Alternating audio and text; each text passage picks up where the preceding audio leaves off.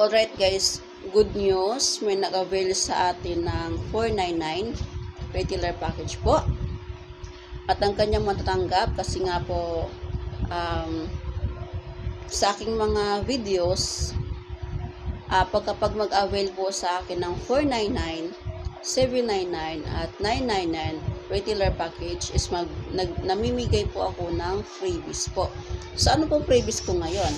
Ito po siya, lotion. So may nag-avail po sa akin ng 499, so makakatanggap siya na isang lotion po.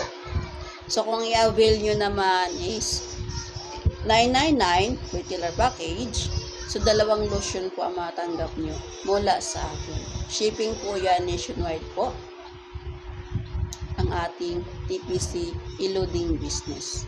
Bakit nga ba mas magandang i-avail yung may mga packages po, kasi bukod doon sa ibibigay kong freebies, meron po tayong loading guides dito. Andyan po sa loob ng ating mini tarpaulin. Ayan. At ang ating loading guides. At ayan na po ang mga promo, nandito na po siya nasa loob na po siya guys. Okay. So bukod dyan, makakatanggap ka pa ng freebies mula sa akin. So ito, take in na po siya. Kasi may nagmamayari na po nito guys, no? May nag-avail na sa atin ng 499 retailer package kaya. Pero marami tayong ganito. Sa mga gusto pa mag-avail o mag-TPC dyan o magpa-activate po ng kanilang SIM card na gusto mag-e-loading business po, PM lang po sa akin. So by the way, flex ko lang yung aking isa sa mga katas TPC. Itong aking nasa likuran po, itong TV.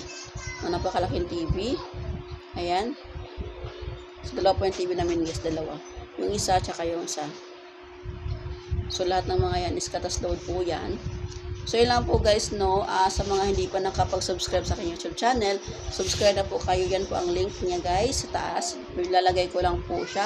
At, ayun lang po guys, no. Susunod ulit po at mag-usap po tayo tungkol sa,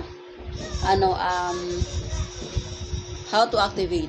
Kasi marami pa akong team, marami pang technicians na hindi marunong mag-activate. Kahit ilang buwan na sila, kahit taon na, hindi pa rin marunong mag-activate. So yun pa pag-uusapan natin, how to activate in TPC e-loading business. Next vlog ko po guys.